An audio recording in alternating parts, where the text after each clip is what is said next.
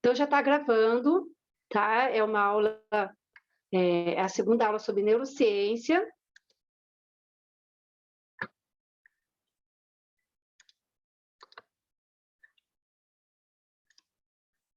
Então, nós vamos falar um pouquinho do nosso cérebro, tá? Já teve uma primeira aula sobre esse tema, aí estou gravando já a segunda aula, como o cérebro aprende, tá? Meu nome é Rosimeire, eu sou a psicopedagoga Rosimeire Castro, tá bom? Se alguém tiver alguma dúvida, quiser falar alguma coisa, perguntar, colocar no Lattes, tá? Aí eu vou pedir para vocês deixarem o microfone fechados, tá bom? Para dar tempo da gente terminar a aula, tá? Então, a próxima aula vai ser dia 24 de agosto, nesse mesmo horário, 7h30. Hoje atrasou um pouquinho, tá, pessoal? Mas semana que vem, se Deus quiser, vai dar tudo certo, tá? Então, vou começar iniciando com algumas reflexões, tá? Quando se inicia a aprendizagem? Então, a aprendizagem se inicia no 4º mês de gestação, tá? Porque no 4º mês de gestação, né, que o bebê está lá no útero da mãe, que vão acontecer os primeiros reflexos proprioceptivos. A criança já vai conseguir sentir, ela vai saber quando é dia, quando é noite, ela já consegue perceber a fala, reconhecer a voz da mãe, do pai, né? Então, ela vai, conforme ela vai se desenvolvendo, né? A parte do encéfalo dela vai começando a ser desenvolvido, tá? Então, e essa função hipotalâmica, tá? Que é o quê? O afeto, os hormônios, a ação autônomica, né? Que vão acontecer desde o começo da gestação para toda a vida do bebê, tá? Então, no 4º mês de gestação, já começa a formar. Aqui a gente não está falando um pouquinho. Tem uma aula, né? Eu tenho uma aula só que fala da anamnese e que fala desde lá do começo da gestação, neurocientificamente, né?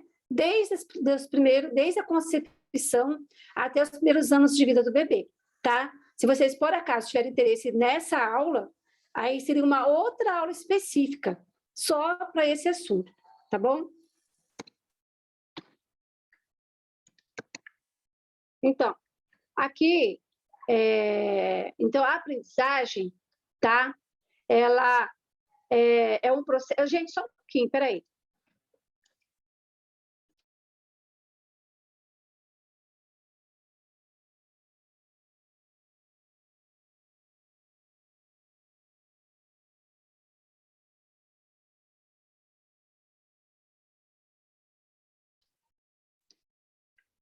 Ai, aconteceu um imprevisto aqui, pessoal. Foi rapidinho.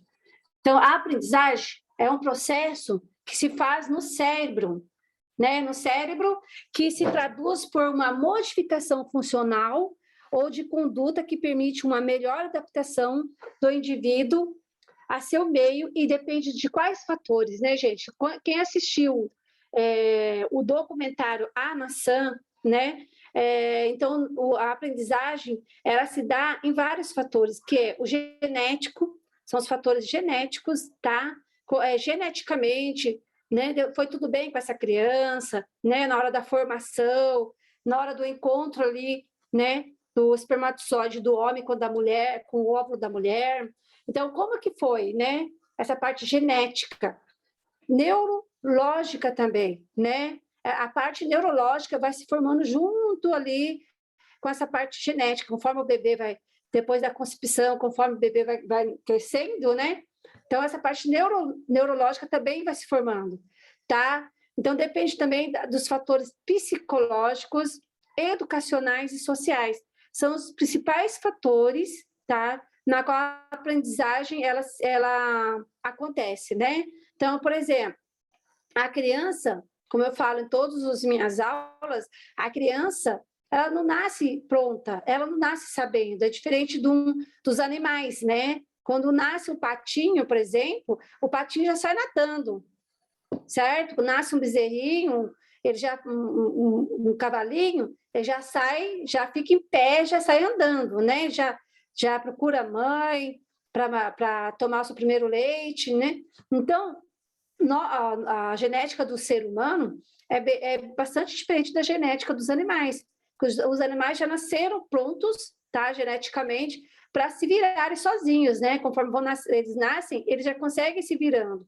Agora, o ser humano não. O ser humano, se não tiver uma pessoa para cuidar, desde ali desde que quando nasce, né? Então, desde o nascimento, precisa de ter alguém para cuidar daquele ser que nasceu, na parte neurológica, na parte psicológica. Por quê? Porque a aprendizagem vem através do afeto, do amor, né? Aquela criança que nasceu sem carinho, sem afeto, sem acolhimento, ela vai ter muito mais dificuldade na aprendizagem dela do que uma criança que é recebida com amor, com carinho, com afeto, né?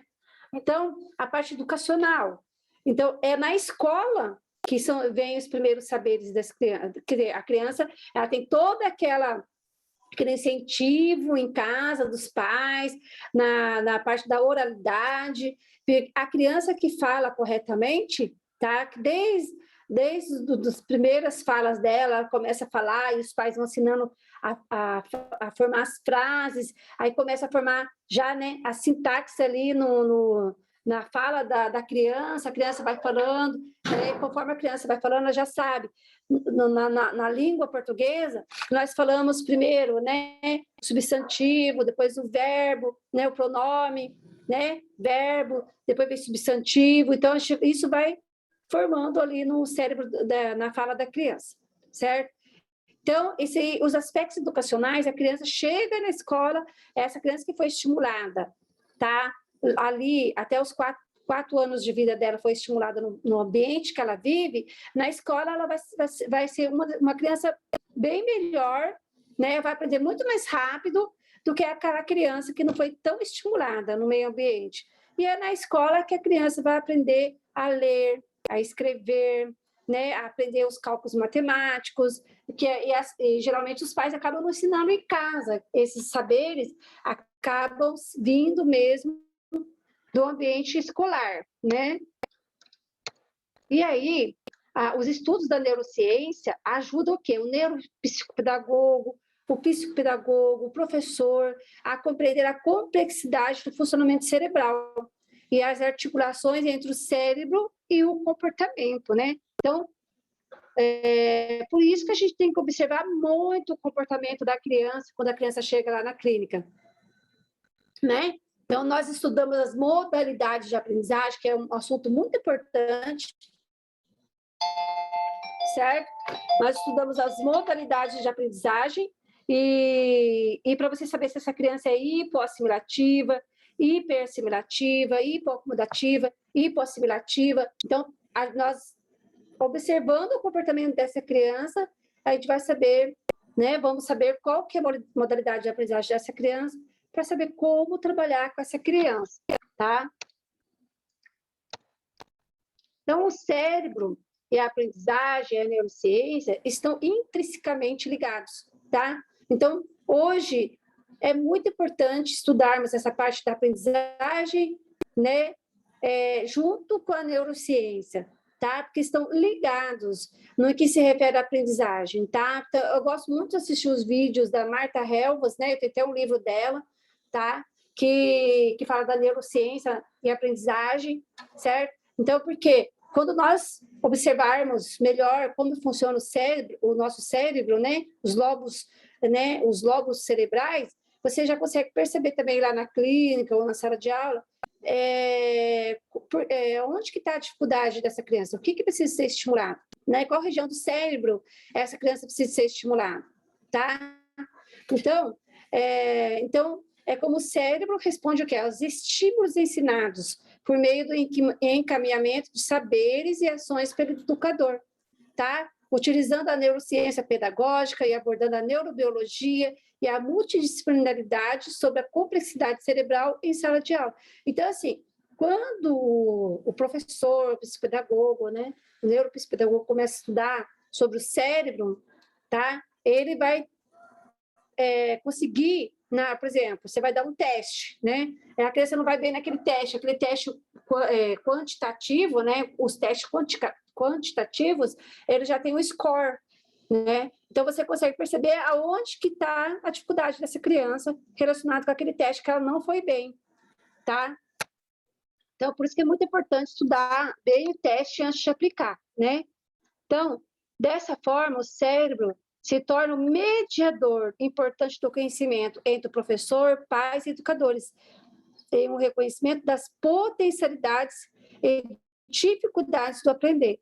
Então, por isso que é legal, gente, né? A gente sempre ter, assim, por exemplo, eu trabalho na educação especial, né? Então, tem lá meu aluno. Então, você montar uma tabela dos pré-requisitos, tá? Da alfabetização. Ele está alfabetizado, não sabe matemática, não sabe as cores, né? Então, o que falta? O que eu preciso trabalhar com essa criança, né? E às vezes a gente não vai direto para a alfabetização. E, às vezes precisa ser trabalhado vários pré-requisitos antes para que essa criança, para que a gente consiga trabalhar a alfabetização com essa criança, entendeu? Então é legal ter um gráfico, né? Ter uma planilha. E você, hoje ela não sabe isso, não sabe o que é direita, esquerda, em cima, embaixo. Então eu vou trabalhar isso com ela. Aí depois que ela aprendeu, eu vou trabalhar você vai fazendo sempre uma sondagem do que ela não consegue fazer, para você ir trabalhando, para você ir vendo o avanço dessa criança também, sabe? Então, por isso que a gente tem que estar observando aonde está a dificuldade da criança, para você sempre estar trabalhando relacionado com o que ela não consegue, para que ela progrida, né? Para que ela consiga atingir o que ela não consegue e que é a nossa função, né? Como psicopedagogo, a gente ajudar essa criança nessa parte do desenvolvimento dela em relação às habilidades dela que ela precisa atingir, de acordo com a idade dela, né? Então, estudos feitos em relação ao cérebro tem-se conhecimento de que ele se divide em 2 hemisférios, certo? E, de acordo com o lado usado, desenvolve esta ou aquela habilidade. Mas, para que haja um funcionamento adequado, é necessária a integração entre os 2 hemisférios. Portanto, é necessário ativar a atenção, tá? E isso pode ser feito utilizando de recursos como, por exemplo, estou dando um exemplo aqui, como a música, tá? Quando usa o recurso da música, por exemplo, né, ela diminui o ritmo cerebral e o equilíbrio entre os 2 hemisférios acontece. Quanto mais baixo for o ritmo, né, do cérebro da criança, mais atenção ela vai ter, pois o cérebro esvazia-se e abre espaço para a aprendizagem, tá? Então, a música, né, uma música clássica, uma música calma, né, ela vai diminuir o ritmo do cérebro dessa criança e ela vai manter o equilíbrio entre os 2 hemisférios, tanto direito como esquerdo. E vai abrir espaço para a aprendizagem. Um dos exemplos, esse é um exemplo, tá? Então, faz-se necessário conhecer a neurociência e como ela, tá? O funcionamento do sistema nervoso central, embasando cientificamente o educador de como as áreas diversas fortalecem e fundamentam a aprendizagem, a educação e a própria neurociência em um processo interdisciplinar, tá? Então, vai envolver o quê? A aprendizagem, a educação, a neurociência. É um processo que um está em conjunto com o outro, tá?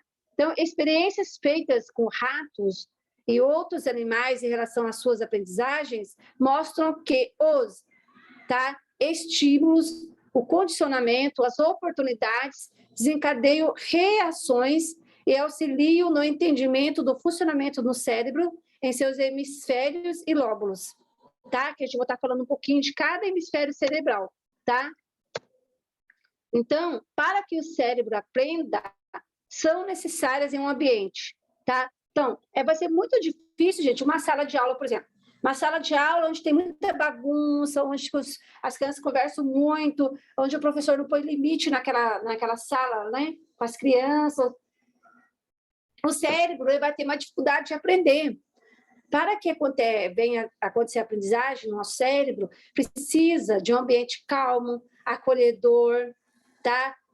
Para expor, né? Cada indivíduo expor a sua ideia, atividades práticas que contribuam para associações importantes e promovam, né, a modificação fisiológica e estrutural do cérebro, tá? Então, por exemplo, então, se está numa sala de aula ou um outro ambiente, né? Então, o ambiente precisa ser acolhedor, precisa ser um ambiente calmo, tá? Ali onde uma criança vai interagir com a outra, falando do que ela aprendeu sobre aquele determinado assunto. Em todas as aulas eu falo, muito importante o professor, até mesmo o psicopedagogo, fazer o levantamento, os conhecimentos prévios em relação a algum assunto, certo? Aí você vai saber aonde que ele parou, aonde que ele está, certo? Diante daquele assunto, né? E aí, depois você passa o que você quer ensinar e depois você faz um fichamento, né? Com a criança participando, né? Dando dicas, tá? Então, o que acontece? Então, a aprendizagem, ela acontece 90% da gente ensinando, tá? Quando eu ensino, 90% dessa memória minha de curto prazo vai para a memória de longo prazo, né? Eu consigo lembrar depois do que eu aprendi. Então, o cérebro, quando ativado, movimenta inúmeras áreas do córtex cerebral, tá? Favorecendo a aprendizagem em uma abordagem anterior.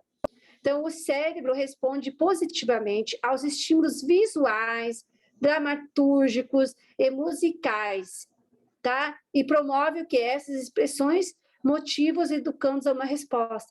Então, por isso que o professor que quer dar uma aula, né, na qual os seus alunos querem que os seus alunos, seus aprendentes, eles guardem na memória, tá? Então, o cérebro, ele precisa ser ativado, os neurônios precisam ser ativados, né?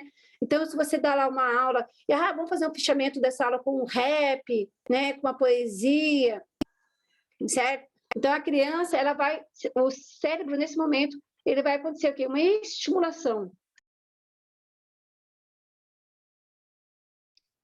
E aí, com essa estimulação neuronal, onde acontece a sinapse, aí a criança consegue guardar, né, o que ela aprendeu da memória de curto prazo para a memória de longo prazo, aonde que essa mensagem, essa informação, ela vai lá para o córtex pré-frontal, certo? Então, precisa de ter, gente, bastante de estímulos visuais, tá? Teatro, trabalhar com música, expressões, tudo isso vai ajudar a criança a formular cada vez mais sinapses relacionadas com de determinado assunto e ela vai conseguir aprender muito mais rápido, tá?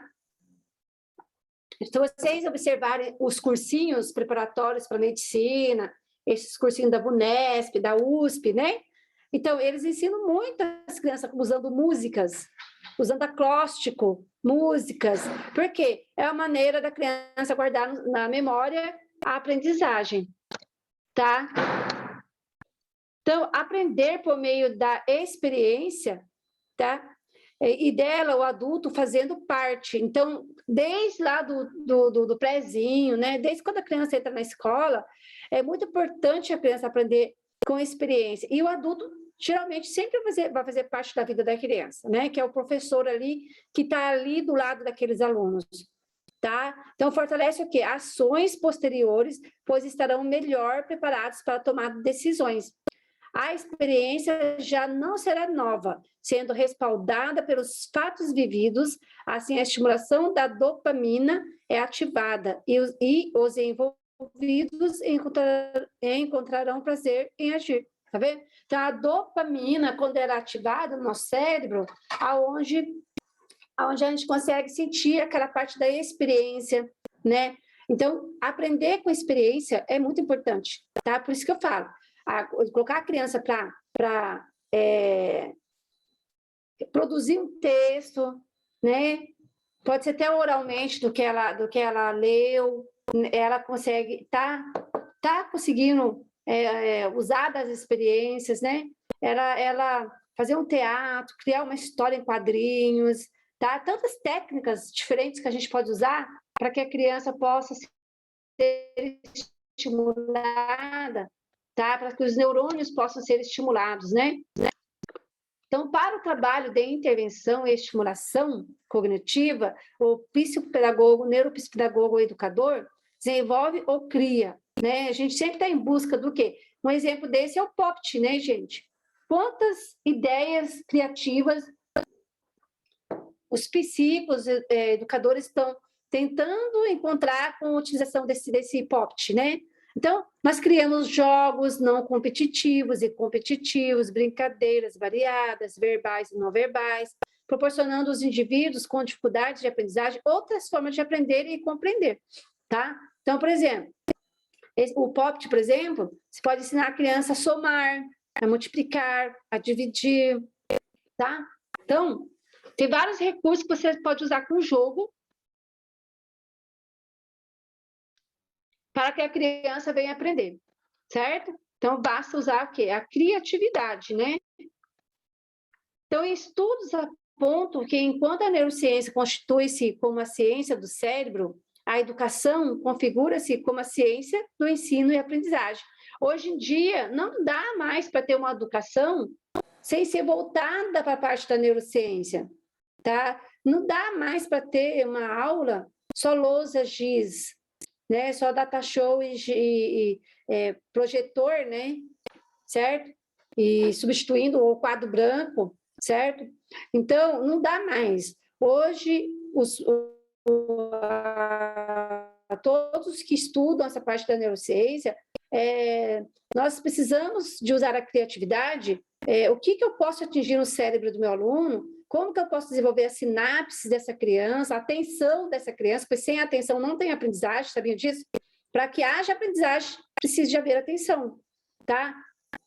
Então, se você está numa sala de aula com 30 crianças, você precisa de perceber aquela criança que não está tendo atenção. Se ela não está tendo atenção, ela não vai ter aprendizagem. Mas o que eu posso fazer para estimular os neurônios, a sinapse do cérebro desses meus pacientes, dos meus alunos, para que eles desenvolvam na aprendizagem? Não é simplesmente dar o conteúdo da matéria ali, né? Uma aula expositiva e pronto. Hoje em dia não é mais assim. Hoje em dia precisa de estar utilizando de jogos, de vários recursos para que o aluno venha aprender. Tanto na clínica também, tá? Então, o nosso cérebro, tá? É o órgão mais importante do nosso corpo. Ele comanda tudo, gente. Se o cérebro morrer, o resto do corpo também vegeta, né? As pessoas que ficam em coma, por exemplo, né? Então, o cérebro não está mandando mais comandos para o restante do corpo, certo? Então, o nosso cérebro é o órgão mais importante do nosso corpo e responsável pelas ações voluntárias e involuntárias do mesmo. As primeiras estão relacionadas com aquilo que podemos controlar, como, por exemplo, comer, falar, né? As partes, né, voluntárias. Então, quando eu como, quando eu falo, quando eu brinco. As involuntárias, quando meu coração bate, quando eu respiro, certo? Então, tudo isso vem de onde? Do comando do nosso cérebro, tá? Então, o cérebro necessita de neurônios. Nós já nascemos, tá? Com bilhões de neurônios. E esses neurônios, eles precisam ser o quê? Estimulados para que haja sinapses. E aí, quando haja a química, né? A parte da química da sinapse, que uma sinapse encontrando com outra, onde há essa reação química, onde acontece a aprendizagem. Então, se esse cérebro não for estimulado lá, principalmente nos primeiros anos de vida, né? Sabia que o bebê nasce com um cérebro de 400 gramas e quando está lá para um aninho já está com um cérebro de 800 gramas e quando ele está com mais ou menos 2 anos o cérebro já pesa quase 1 quilo, então que é o peso do nosso cérebro para a vida toda. Então, para vocês verem, esse aumento do nosso cérebro, né, na primeira infância, é onde precisa de acontecer a estimulação dos neurônios, porque se o neurônio não for estimulado, eles morrem, tá? Por isso que muitas pessoas, elas têm o Alzheimer. Por que as pessoas têm a doença de Alzheimer, né? Por quê? Porque os neurônios morreram e não foram estimulados, tá? Então, o cérebro necessita de neurônios, porque o neurônio precisa de oxigênio, tá? E trocam substâncias químicas, e que este conjunto precisa ser estimulado para que se obtenham respostas, tá? E ambientes enriquecidos, estímulos com recursos materiais, atividades físicas e alimentação adequada. Até a parte da alimentação, gente, é muito importante, porque uma criança que não se alimenta bem, ela pode vir ter uma possível deficiência intelectual devido à má alimentação. Por quê? Porque a alimentação também, ela faz parte, né, do organismo do ser humano ter uma boa alimentação, para que também, né, se produzam cada vez mais neurônios, esses neurônios sejam estimulados, porque um cérebro, quando a gente está com fome, vocês não, já aconteceu de vocês estarem com muita fome, não sentir tontura, né, sentir fraca, então tudo isso são reações químicas, né, que vão acontecendo no nosso organismo. Então todo esse percurso, ele vai influenciar no desenvolvimento do cérebro e também da aprendizagem, tá? Então, por isso que eu falo, em todas as aulas, o bebê, quando ele nasce ali, por mais que a família não tenha recursos financeiros, é importante fazer brinquedos para essa criança, um móvel de tampinha de garrafa que seja, sabe? Um brinquedinho para essa criança, estimulando esse bebê desde do berço, né? Desde que nasce. Porque ele está estimulando essa parte da reciclagem, né? Dos neurônios, tá? Então,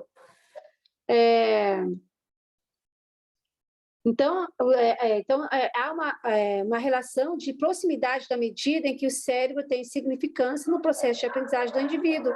Então, as neurociências estudam os neurônios e suas moléculas constituintes, os órgãos do sistema nervoso e suas funções específicas, e também as funções cognitivas e o comportamento que são resultantes de atividades dessas estruturas. Então, olha para você ver, né, essa figura aqui. Dentro do nosso cérebro, né, tem os lobos cerebrais que a gente vai estudar, né, para que serve cada lobo cerebral, né? Então, nós observamos, nós percebemos, nós interpretamos, nós organizamos, né, categorizamos, memorizamos, generalizamos, né? Nós precisamos de ter atenção. Nosso cérebro é como se fosse uma engrenagem, né? Se não tiver a parte da atenção que está no meio aqui, tá? Nós precisamos dar atenção para fazer tudo isso aqui, ó. Toda essa parte aqui dessa engrenagem aqui. Uma engrenagem tá o quê? Tá ligada à outra, tá? Então, as neurociências cognitivas que hoje que nós estudamos, né, que tem a ver com a parte da aprendizagem, né, fornecem aos profissionais de saúde e educação as bases teóricas sobre o funcionamento neurológico, tá? Que é o quê? O desenvolvimento da maturação cerebral. Então, o cérebro, quando o bebê nasce, ele não nasce maturo, ele nasce imaturo, tá? E esse cérebro precisa ser desenvolvido para que haja o quê? Uma maturação cerebral, tá? Aí, quando nós falamos lá das fases de Piaget, né? Tem o pré-operatório, o operatório completo, o operatório formal. Por quê? Né? Porque é onde que o cérebro, cada fase do bebê, aonde que o cérebro ele vai o quê? Vai acontecendo uma maturação ali cerebral. Por isso, quando o paciente chega na clínica para a gente aplica as provas piagetianas, e aí ali nós percebemos se houve uma maturação cerebral, né? Quando você coloca lá um teste, por exemplo, né, o teste da massinha, aí você pega a massinha, faz duas bolinhas, estabelece a igualdade inicial, depois você faz uma salsicha, e uma bolinha, a criança fala que na salsicha tem mais massa, né, do que na bolinha. Por quê? Porque ainda não houve uma maturação cerebral, ele não consegue perceber, tá? Que tem a mesma quantidade. Então, nosso cérebro também, ele precisa de ter, ele tem a plasticidade cerebral e o processo do ensino-aprendizagem. São o quê? Subsídios, esses que auxiliarão na compreensão no processo de ensino-aprendizagem. Tá? Essa plasticidade cerebral, ela acontece o tempo todo do nosso cérebro. A gente vai ter uma aula só sobre isso, tá? Então, a neurociência está estudando os fatores que interferem na aprendizagem também, tá? Né? O estudo do cérebro e do comportamento humano e as técnicas de reabilitação cognitiva. Então, aqui na minha cidade tem um lugar que chama Supercérebro, né? Tem outro que é Supercérebro. Tem um outro também que chama... Agora esqueci o nome agora. Então, quem inventou o supercérebro, né? Ele fez o quê? Ele elaborou vários, um cara que é do ITA, né? Que é formado no ITA, tá? E ele elaborou vários jogos, certo? Que conforme você vai trabalhando, vai estimulando, fazer uma estimulação cerebral, tá? É bem legal. Depois vocês entram no site do supercérebro, tem bastante informação bacana lá. Então, que é uma pessoa que está com o princípio de mal de Alzheimer, por exemplo, o cérebro precisa ser estimulado, porque se ele não for estimulado, os neurônios vão morrendo.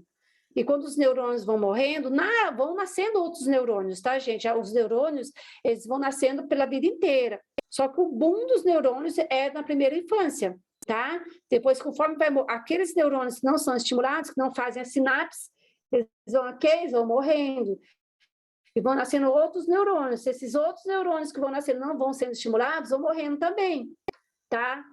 Então, nós precisamos de saber toda essa parte aqui, ó, o que são funções executivas, né?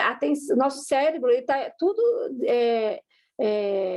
toda essa figura aqui é tudo que nosso cérebro precisa, né? A parte das funções executivas precisam ser atingidas, que fica na parte do córtex pré-frontal, a atenção, a parte da linguagem, da percepção, das praxias, das personalidade, da inteligência, da memória, tudo isso precisa acontecer no nosso cérebro. Nós temos a parte da linguagem, onde está na parte dominante, que é do lado esquerdo, tá? Só que uma parte, temos o lado de hemisfério esquerdo e direito. Os dois hemisférios precisam ter o quê? Estar interligados um ao outro para que haja aprendizagem. Então, falando um pouquinho aqui do sistema nervoso, né? Sistema nervoso, ele divide em sistema nervoso central, tá? E sistema nervoso periférico, tá? Então, o primeiro está localizado dentro do esqueleto axial, cavidade craniana e canal vertebral, e é composto pelo encéfalo e pela medula espinhal, tá? Então,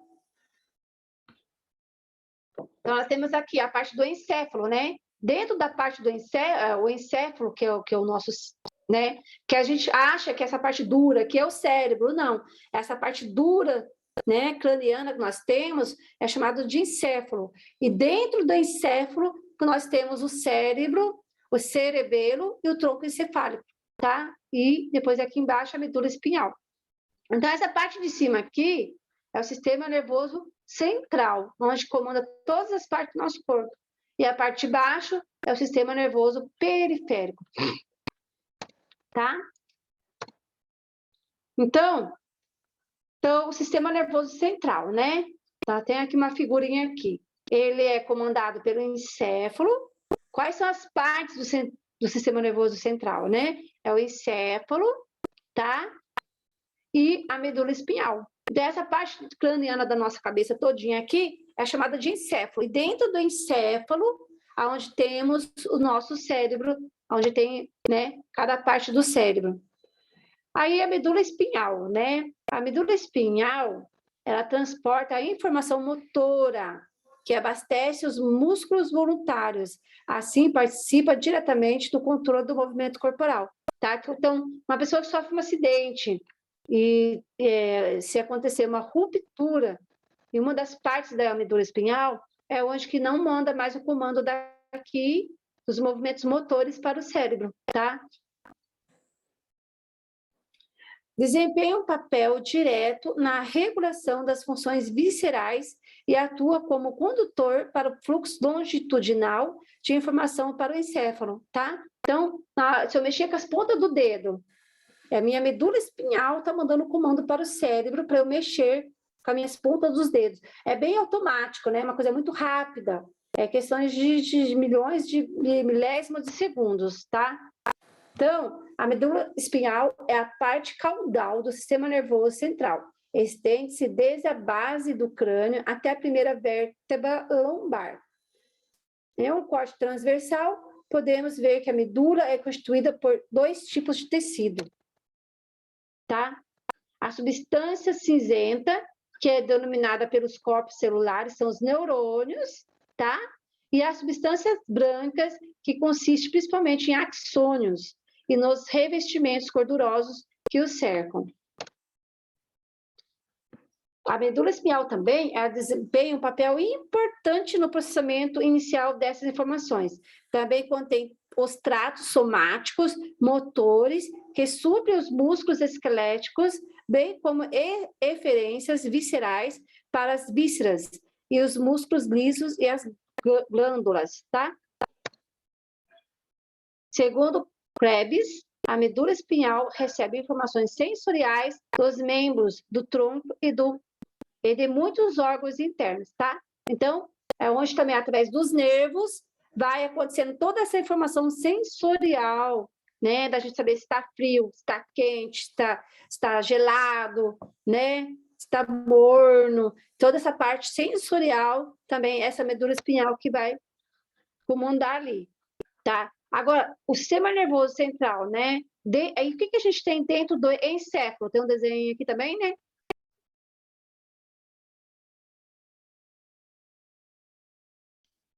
Então, eu já falei que dentro do encéfalo nós temos o cérebro, o cerebelo e o tronco encefálico, tá, gente? Então, quando nós falamos cérebro, é a parte de dentro da nossa cabeça aqui, tá? Então, nós temos o telencéfalo, né?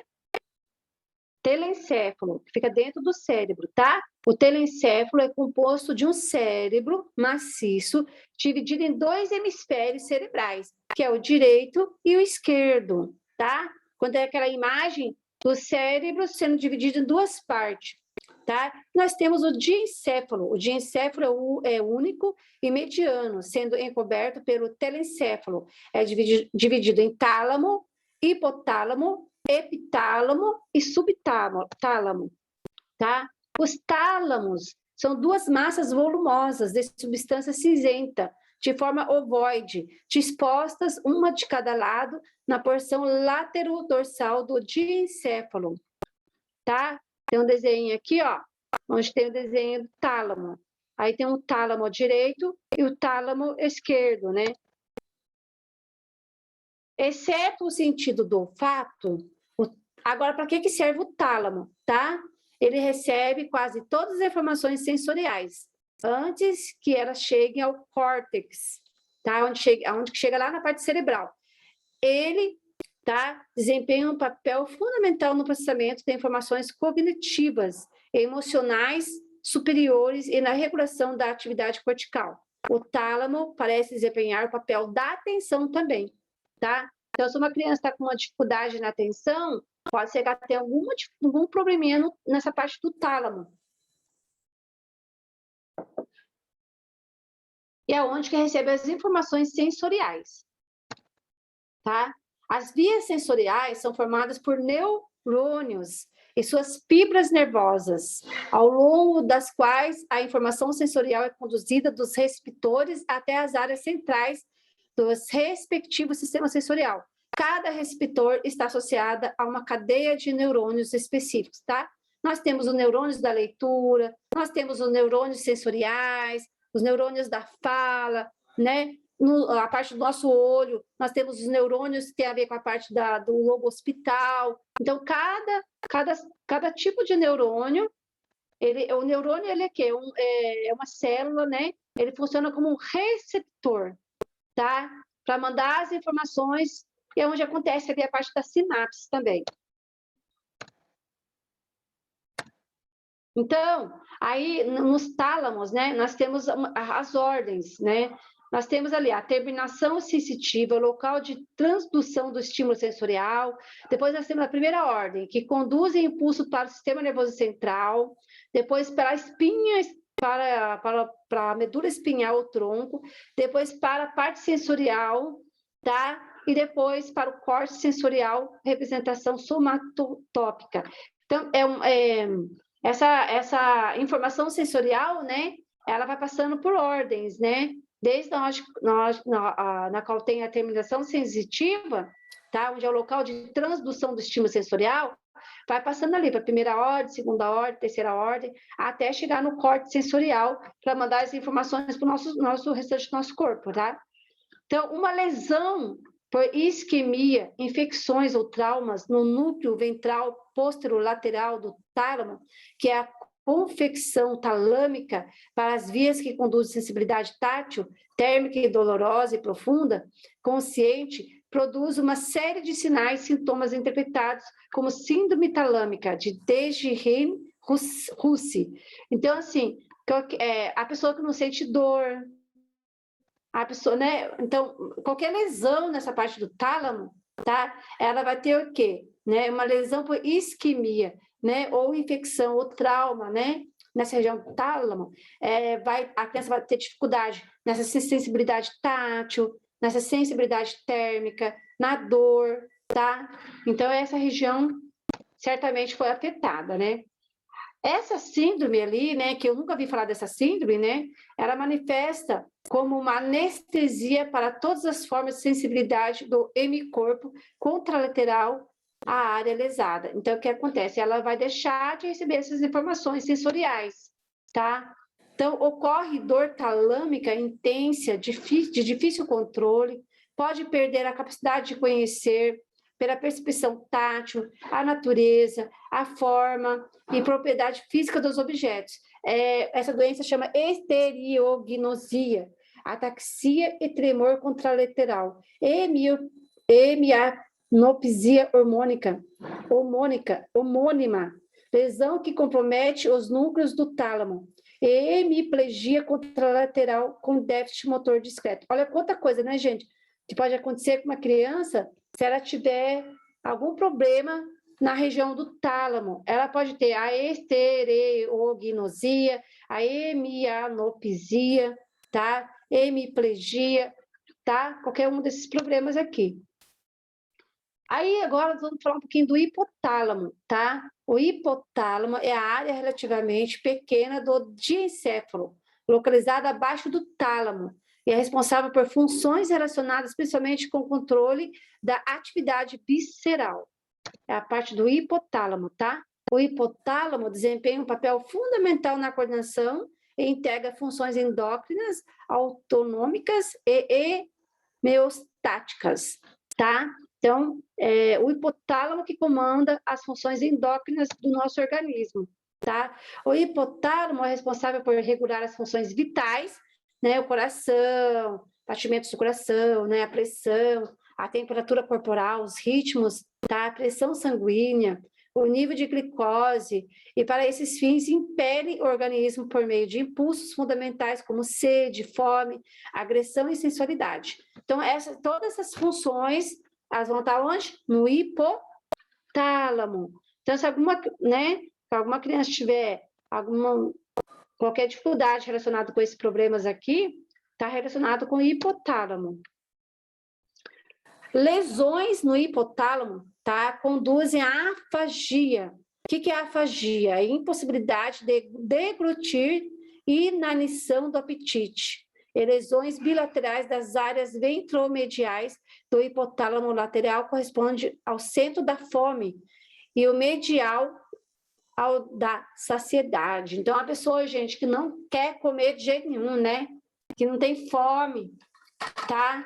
Então, é o hipotálamo que comanda toda essa parte da deglutição, né? Da gente conseguir comer, deglutir, engolir, né? De sentir o sabor dos alimentos. Ele comanda toda essa parte do apetite. Então, qualquer lesão no hipotálamo, a pessoa vai ficar impossibilitada de deglutir, tá? De sentir ali o gosto dos alimentos, tá?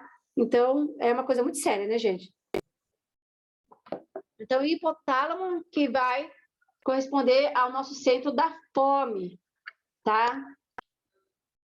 Aí, depois nós temos o hipotálamo, acima do sulco hipotalâmico, já na transição, tá? Com o mesencéfalo, que eu já expliquei lá nos slides anteriores, onde fica o mesencéfalo, tá? É formado pelo trígono da abênula, corpo pineal e da comissura posterior, com exceção dessa última, todas as formações são endócrinas do hipotálamo. Pertence ao sistema límbico, estando assim relacionados com a regulação do comportamento emocional. Então, essa parte do hipotálamo, aonde a gente, aonde corresponde, né, à regulação do nosso comportamento emocional. Depois nós temos o subtálamo. O subtálamo compreende a zona de transição entre o diencéfalo e tegmento do mesencéfalo. O subtálamo faz parte dos gânglios de base e desempenha um papel importante na modulação e interpretação da motricidade voluntária e do tônus muscular. Então, qualquer dificuldade ali na motricidade voluntária, do tônus muscular, está se referindo ao subtálamo. Lesões, o que acontece se tiver alguma lesão no subtálamo, né? Então, as lesões no núcleo subtalâmico provocam o quê? O hemibalismo, que são movimentos involuntários abruptos, que envolvem mais a musculatura proximal do que a distal, tá? Então, a parte de cima, né? Predominando nos membros superiores. Então, aquela criança que fica o tempo todo assim, ó. Então, uma criança autista, por exemplo, né? Que ela tem bastante estereotipias, ela fica o tempo todo assim, sabe? Mexendo com as mãos. Eu creio que é essa região que está danificada, né? Porque provoca o quê? Um hemibalismo, tá? São os movimentos involuntários. Tem aquelas pessoas também que sacode a perna o tempo todo, né? E não para, qualquer lugar está sentado, certo? Então, são pessoas que têm uma disfunção, né, gente? Uma disfunção nessa região do subtálamo, e é uma coisa neurológica também, e por isso que as pessoas não conseguem, né? Tem aquele filme, o primeiro da classe, vocês assistiram? Alguém já assistiu? Né? Que é aquela doença, síndrome de... Ai, como é que chama, pessoal? Esqueci o nome. Se alguém lembrar aí. Que a pessoa, né? Ela faz bastante movimentos involuntários, pode ser que seja essa região do subtálamo, né? Que não está legal, e é uma coisa neurológica. A pessoa já pode nascer com essa deficiência, né? Os movimentos são violentos e muitas vezes não desaparecem com o sono, levando o paciente à exaustão. Aí, os hemisférios cerebrais consistem em uma cobertura de substância cinzenta, tá? Que é o córtex cerebral, certo? Então, aonde tem o córtex cerebral, aonde estão ali localizados os neurônios, onde tem a substância cinzenta, tá? Então, estruturas dentro do cérebro, incluindo gânglios da base e duas grandes estruturas do sistema límbico, o hipocampo e a amígdala. E as substâncias brancas subjacentes. Então, aqui tem um exemplo aqui do cérebro, né? Onde nós temos aqui os lobos, né? Tá? Nós temos as fissuras, tá? Essa fissura ali, ela chama fissura de Sylvius. Então, nós temos aqui o lobo frontal, o sulco central, tá? O lobo parietal, o lobo occipital, o cerebelo, o lobo temporal e a fissura de Sylvius, né? Observe a profunda fissura de Sylvius, dividindo o lobo frontal do lobo temporal e o sulco central, dividindo o lobo frontal do lobo parietal. O lobo occipital situa-se na parte posterior do cérebro. Essas marcas podem ser encontradas em todos os cérebros humanos, tá? Agora, falando um pouquinho da amígdala, tá? Então, permite que o organismo domine respostas, tá? Instintivas, ao conectar as lembranças que o córtex tem de suas coisas, das coisas com as emoções que elas despertam. Então, aqui, a gente tem um desenho aqui, né? Onde está a amígdala, tem o hipocampo, tá? Ó, hipocampo e a amígdala, essa bolinha lilás bem pequenininha, tá? Só para vocês saberem o que é a amígdala, onde acontece a parte das emoções do ser humano. Então, ela intensifica a memória durante momentos de excitação emocional, além de desempenhar um papel especial das respostas dos estímulos que elucidam medo, tá? Também está envolvida na importância emocional das expressões faciais, onde tem a parte da amígdala, tá? Então, ela intensifica a memória durante momentos de excitação emocional. Então, quando a criança ali, ela aprende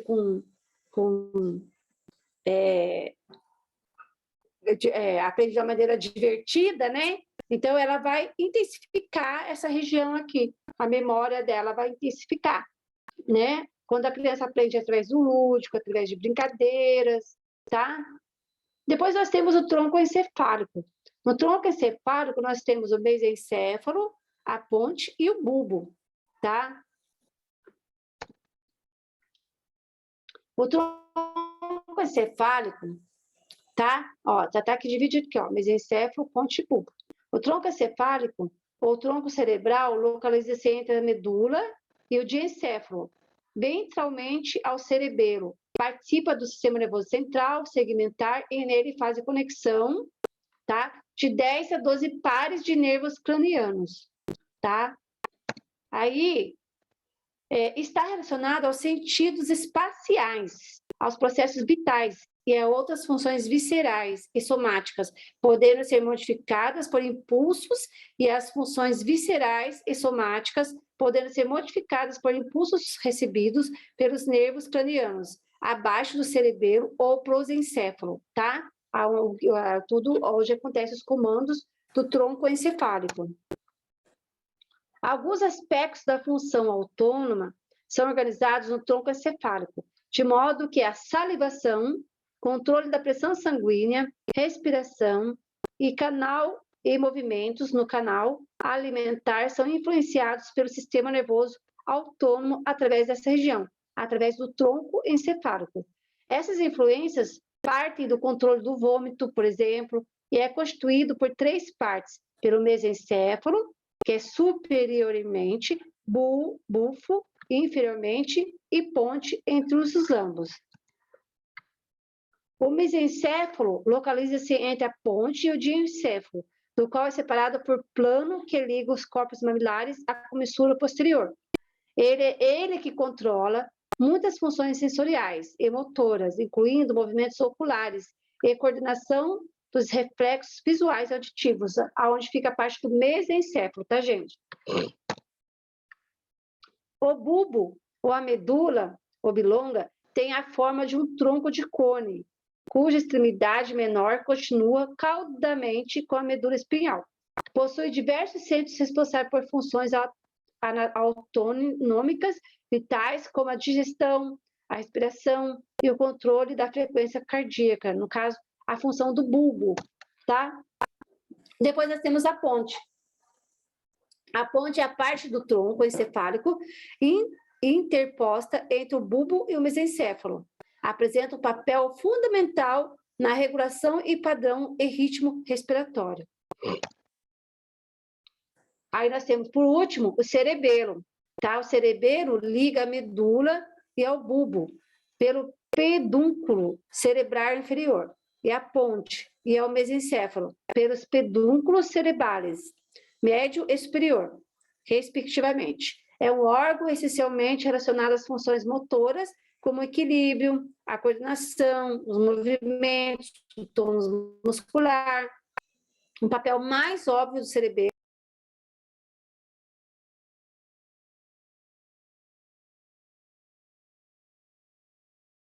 Aí depois nós temos aqui, né, de novamente, nós temos aqui uma gravura, aqui um desenho, na qual o nosso, né, a parte neurocientífica, né, que nós estamos estudando, né, nós estamos estudando sobre o sistema nervoso central, primeiro, que é o encéfalo, tá? E a medula espinhal. Nós estudamos toda essa parte aqui do sistema nervoso central. Agora, a gente vai ver o sistema nervoso periférico, que é da parte da medula para baixo.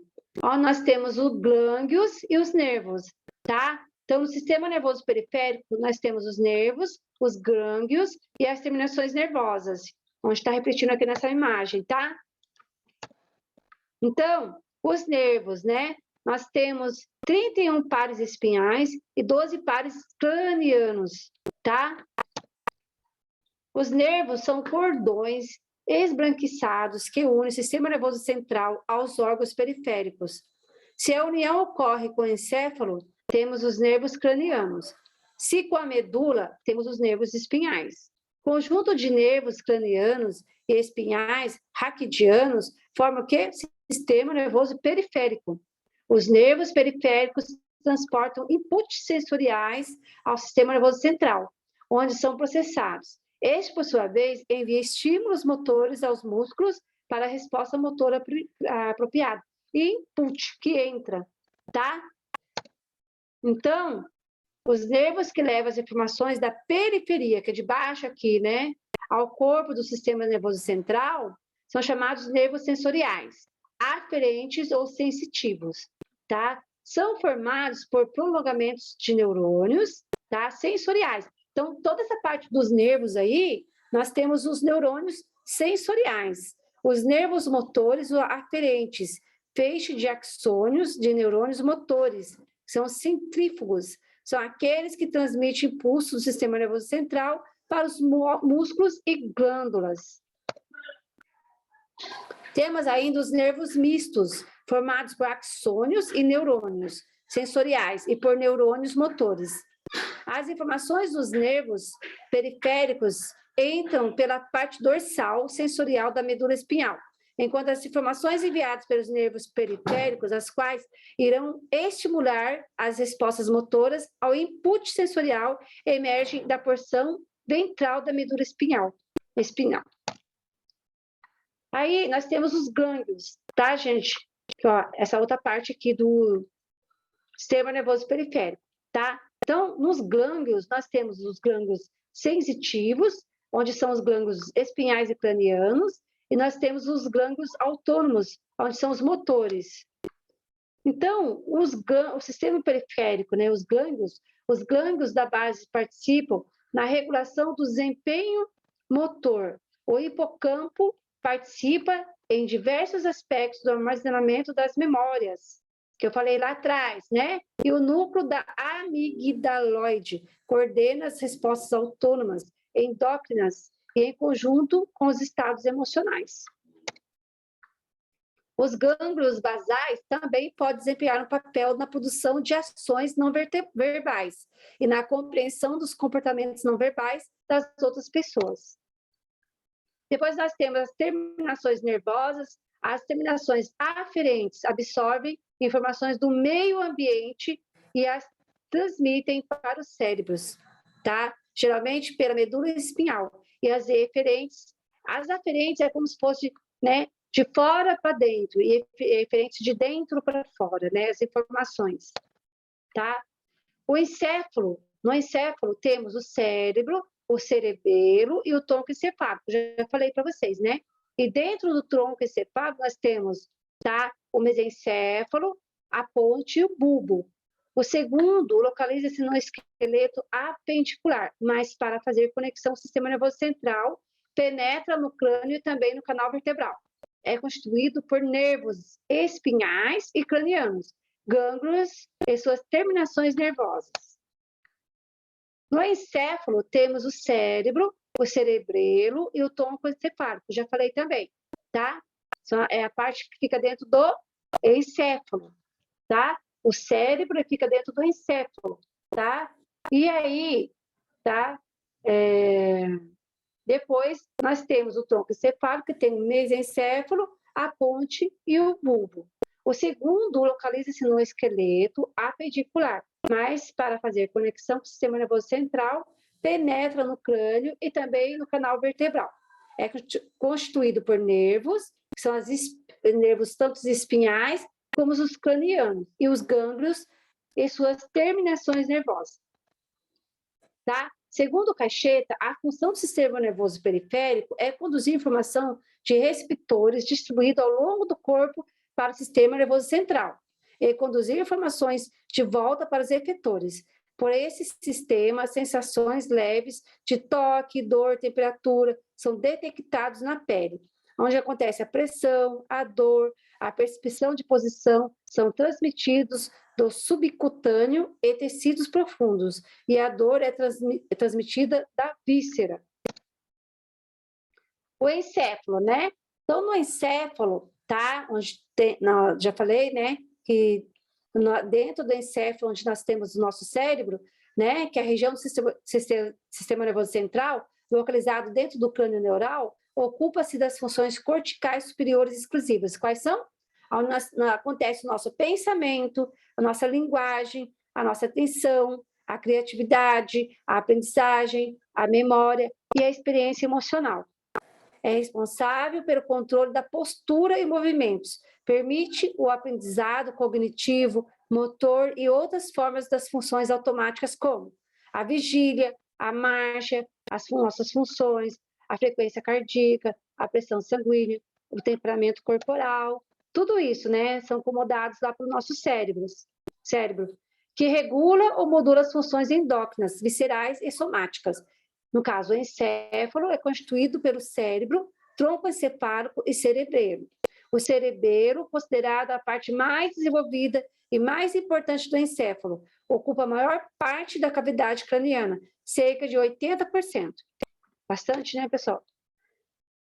Então, aí, o encéfalo é o centro da razão da inteligência, né? É dentro do encéfalo, tá? Que nós vamos ter a cognição, a percepção, a atenção, a memória e a emoção, tá? Então, nós temos ali nosso cérebro, onde nós temos o lobo frontal, onde nós temos o movimento, o comportamento, as emoções, as decisões e o humor, onde acontece todo o planejamento, né? Nosso planejamento acontece ali no lobo frontal.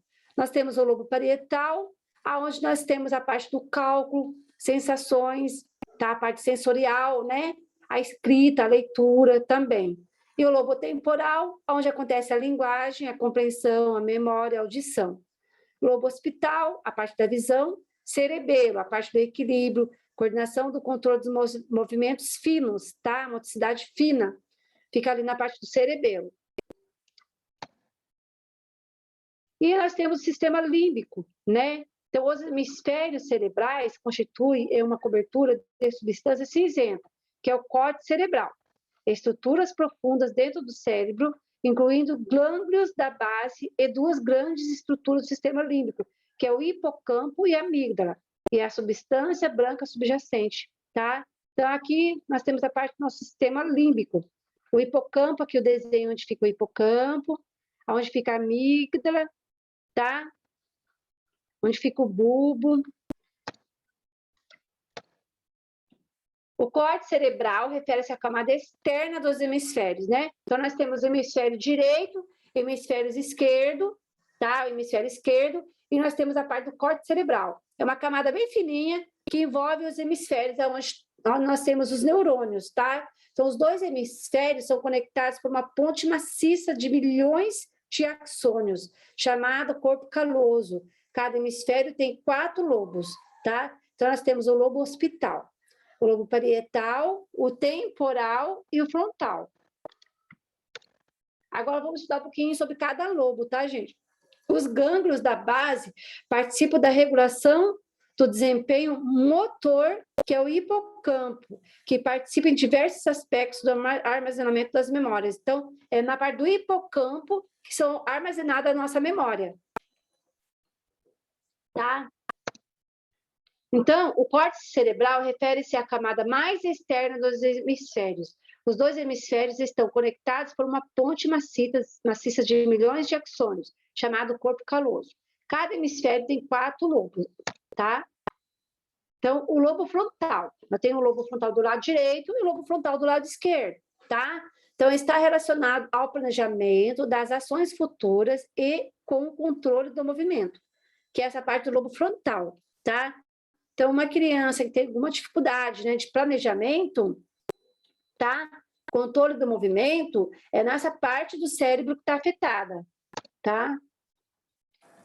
Então, aí nós temos aqui, né, a área do córtex cerebral, em que as informações sensoriais são interpretadas, tá, para gerar sensações e recepções. Então, eu achei bem legal esse desenho aqui, né, que já está cortado aqui, ó, tá? Hemisfério esquerdo, tá? Hemisfério direito, o corpo caloso, na qual a gente fala do corpo caloso, para vocês saberem o que é, onde divide, né? As fissuras que dividem. E vocês sabem que o nosso lado esquerdo do nosso cérebro comanda o lado direito. E o lado direito comanda o lado esquerdo. Por isso que aqui, esse olhinho aqui, ó, tá invertido, tá? Porque qualquer coisa que acontecer no meu lado esquerdo do cérebro, qualquer acidente, é meu lado direito que vai ser afetado, na parte motora, a minha parte motora do lado direito vai ser afetada, a parte de linguagem desse lado vai ser afetada, tá? Então, do lado direito, do hemisfério esquerdo, tá? Nós temos aqui, ó, no caso, o hemisfério esquerdo, tá? Nós temos aqui, ó, o córtex pré-frontal, tem o centro da fala, onde tem essa bolinha aqui que é a área de Broca, tem a parte da escrita, tem o córtex auditivo, orelha direita, tem o centro interpretativo da linguagem e cálculo matemático, a área de Wernicke, né? Tem o córtex visual no campo visual direito, certo? Depois, do lado esquerdo, certo? Do lado direito, nós temos a análise pelo tato, córtex auditivo, orelha esquerda, visualização, análise espacial, fica bem aqui, ó, a parte, né, nascendo a parte da parte da sensibilidade, corte visual, campo visual esquerdo. Então, achei bem legal que tem uns desenhos aqui, né, para estar mostrando aqui para vocês. E aí, vamos estudar um pouquinho sobre o lobo frontal, tá? Então, o lobo frontal, tá? Dentro do lobo frontal, vocês estão vendo aqui, né? O frontal, que é a parte da frente do cérebro, né? Nós temos a área motora, a área de Broca, a área relacional do comportamento e a área de memória de trabalho, tá, gente? Então, por isso que na psico, nós temos alguns, né, testes para a gente avaliar como que está a memória de trabalho dessa criança, tá? Então, o lobo frontal é separado do lobo parietal pelo sulco central, que eu já mostrei naquela gravura, e do lobo temporal pelo sulco lateral. O giro pré-central, localizado anteriormente do sulco central, contém áreas motoras primárias. A parte da frente do lobo frontal, o córtex pré-frontal, está relacionado com planejamento e análise das consequências de ações futuras, relativos ao comportamento, ao pensamento abstrato e criativo, a fluência do pensamento e da linguagem, a emoção, ao julgamento social, a atenção seletiva, a vontade e determinação para a ação. Então, tudo isso aqui que a gente avalia na criança, né, alguns testes que nós usamos para avaliar a criança, ela está trabalhando toda essa parte aqui, ó, da atenção, tá? Do julgamento social, da atenção seletiva, né? A parte do planejamento, você deve observar se a criança tem planejamento, se não tem, tá? As áreas das superfícies laterais e mediais são essenciais não só para regular a atividade motora ou comportamento voluntário, mas também para inicializar o comportamento motor, ou seja, quais movimentos devem ser realizados, tá? Então, composto pelo sulco central superior, inferior e pré-central, contém a área de Broca e a área relacionada ao comportamento e à memória de trabalho. Então, no lobo frontal, nós vamos observar toda essa parte da memória de trabalho, a área de Broca, né? A área da fala, onde nós, né, se a criança tiver alguma dificuldade na fala, pode ser que essa área esteja comprometida, tá? Então, a parte da frente do lobo frontal, córtex pré-frontal, está relacionada ao planejamento e análise das consequências de ações futuras, relativas ao comportamento, ao pensamento abstrato criativo, tá? A fluência do pensamento e da linguagem, a emoção, ao julgamento social, a atenção seletiva e a vontade e a determinação para a ação. Tudo isso está onde? No lobo frontal, tá? O lobo frontal é separado do lobo parietal pelo sulco central e do temporal pelo sulco lateral. O giro pré-central, localizado anteriormente ao sulco parietal, contém as áreas motoras primárias onde acontece aqui no lobo frontal. As áreas nas superfícies laterais e mediais são essenciais não só para regular a atividade motora ou o comportamento voluntário, mas também o comportamento, né? Mas também para iniciar o comportamento motor, ou seja, quais movimentos devem ser realizados. Então, os aspectos expressivos, motores da linguagem, também são processados na superfície lateral do lobo frontal, sobretudo no hemisfério dominante. Normalmente, ao esquerdo, na área motora da fala, que é a área de Broca, tá, gente? Então, qualquer problema que a criança tenha nessa parte motora da fala, é a área de Broca que está ali, né, com problema.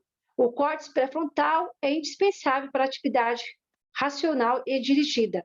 Partes do córtex pré-frontal são responsáveis por dirigir e manter a atenção, manter ideias da mente, enquanto distrações nos bombardeiam do mundo externo, desenvolvendo planos e eu colocando em prática. Então, a parte da atenção, né, ela está ali no córtex pré-frontal.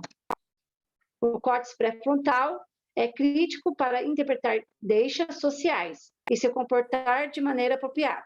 A superfície ventral e medial do córtex pré-frontal governam muitos comportamentos interpessoais e emocionais. Agora, vamos falar aqui, ó, das lesões, tá? Então, o paciente com lesões pré-frontais apresenta deficiências na formulação e execução de planos no desempenho de tarefas, que impõe um intervalo entre sua idealização e execução. Então, assim, a criança que tem alguma dificuldade, né, nessa lesão aqui do córtex pré-frontal, né, ela vai ter dificuldade de formular, dificuldade de elaborar ideias, executar planos, desempenhar tarefas, aqui nessa parte que está afetada, né? Pode ocasionar também transtornos de humor, tá? Qualquer lesão aqui no córtex pré-frontal, no lobo frontal, pode ocasionar também transtorno de humor, de conduta, caráter, atividade, lentidão na atividade, né? E transtorno de atenção. Por isso que as crianças com TDAH, né? Elas tomam Ritalina para ajudar um pouco aqui nessa área do córtex frontal, do lobo frontal, para que elas possam ter o quê? Mais atenção nas atividades, tá? Então, as grandes lesões na parte posterior dos lobos frontais costumam causar apatia, desatenção, indiferença. Se tais lesões estiverem mais próximas à parte anterior ou lateral dos lobos frontais do sujeito, facilmente se distrairá. Poderá se sentir eufórico, sem motivo aparente, e poderá também argumentar excessivamente, tornando-se vulgar e rude.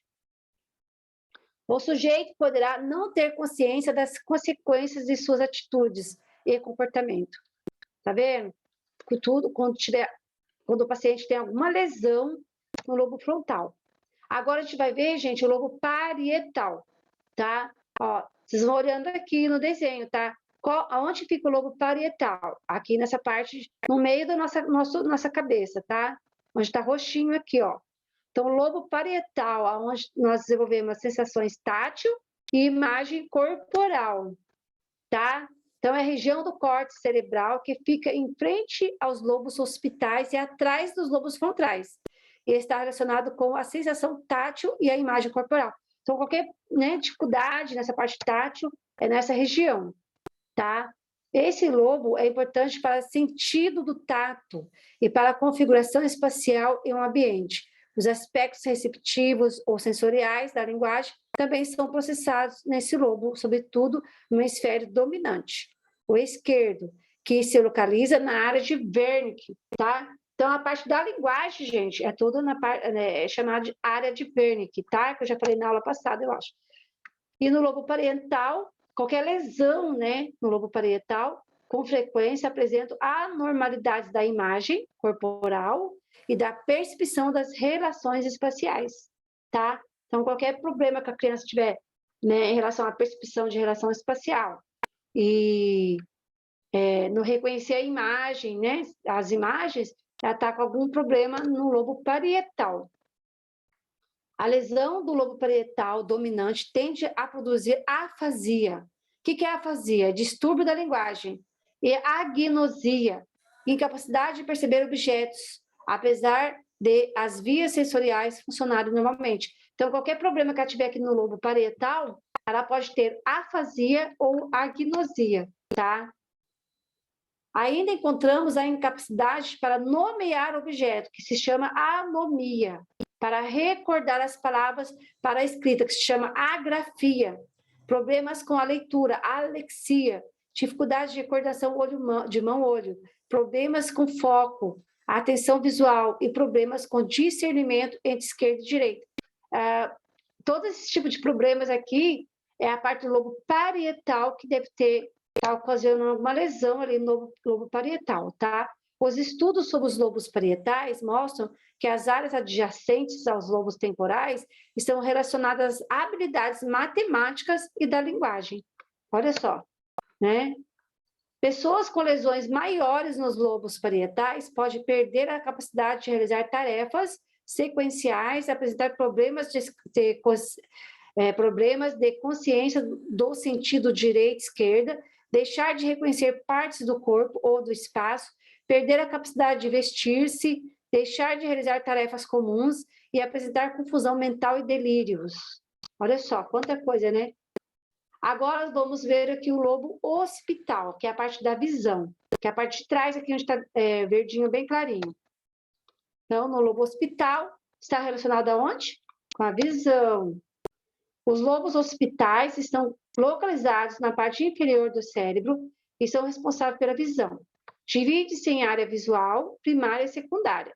A primeira área visual primária funciona como um receptor de imagens, que passam para a segunda, a área visual secundária, onde os objetos são compreendidos.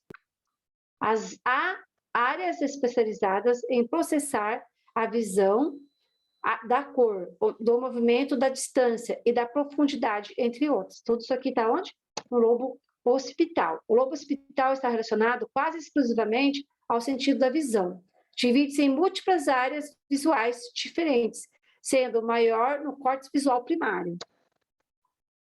Cercado o córtex visual primário está uma colcha de retalhos de áreas visuais secundárias, que processam vários atributos da imagem visual, tais como cor, movimento e formas. Então, qualquer problema que a criança tiver ali relacionado com cor, movimento e formas, está relacionado com alguma coisa no lobo occipital.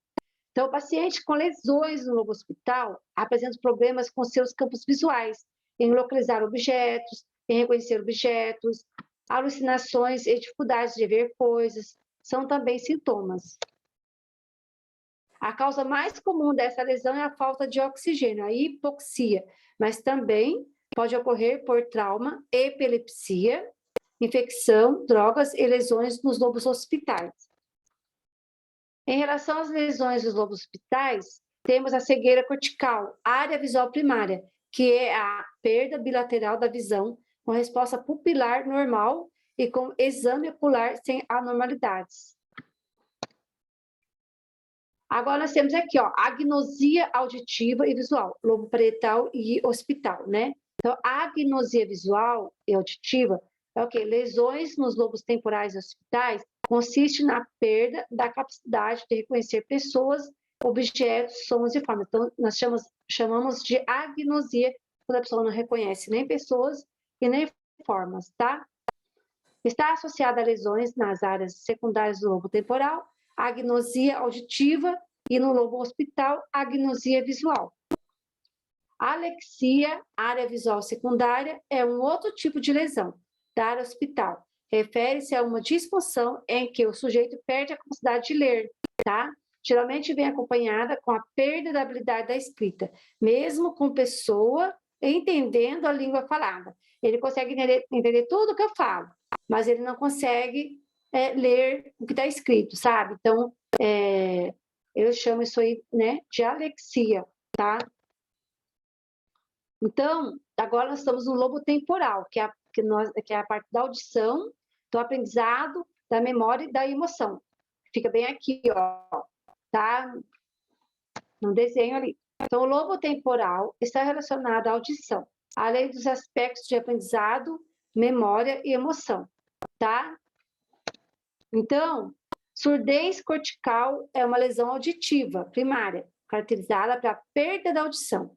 Já a surdez verbal é a lesão da área de Wernicke, tá? Caracterizada pela incapacidade de atribuir significado ao discurso oral. As palavras ouvidas não têm sentido, não consegue compreender o que se fala.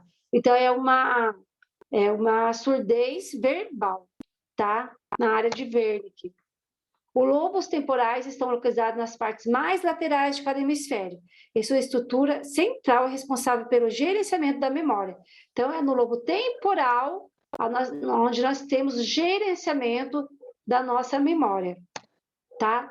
Então, sua função principal é processar os estímulos auditivos nas zonas que convergem, lobos occipitais, temporais e parietais, encontrados na área de Wernicke, que é responsável pela compreensão da linguagem. Então, como a gente fala, né? Um lobo está interligado ao outro, né? Um lobo vai conseguir agir sozinho, né? Um depende do outro para funcionar, tá? Então, o lobo possui o sulco temporal superior e inferior, contém o centro cortical da audição, da estrutura emocional e também da memória. As áreas anteriores mediais do lobo temporal são importantes em aspectos complexos da aprendizagem, memória e emoção. Os lobos temporais contêm o córtex auditivo primário, uma área da audição análoga aos córtex do visual primário e somatosensorial. As áreas auditivas secundárias que processam melhor aquilo que escutamos, incluindo o hemisfério esquerdo, a decodificação de palavras e frases, onde está na parte da área de Wernicke ali, que eu já falei, né? Também contém áreas visuais mais especializadas para reconhecer objetos detalhados, tá? Como os rostos, por exemplo. Os lobos temporais são críticos para a memória, contendo a formação hipocampal e amígdala. Lesões agora no lobo temporal vão provocar o quê, gente? Perda da memória de curto prazo, interferência da memória de longo prazo, dificuldade em reconhecer rostos, né? Que é o prosopagnosia, em compreender palavras faladas, que é a afasia de Wernicke, identificar e verbalizar sobre um objeto, na atenção seletiva e no comportamento, aumentando a agressividade, elevando ou diminuindo o comportamento sexual. Olha, gente, como o lobo temporal é importante, né? Aonde lesão nessa região que vai provocar a perda da memória de curto prazo, certo? Então, aquela criança que eu ensino hoje, a mãe esqueceu.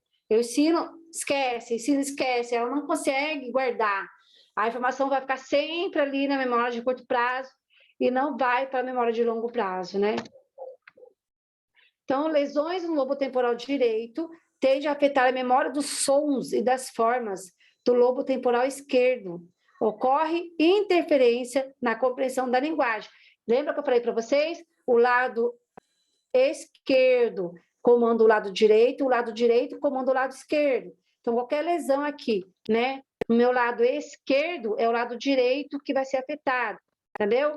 Então, lesão no lobo temporal direito não dominante pode causar alterações de personalidade, falta de humor, obsessões, perda da libido, graus incomuns de religiosidade.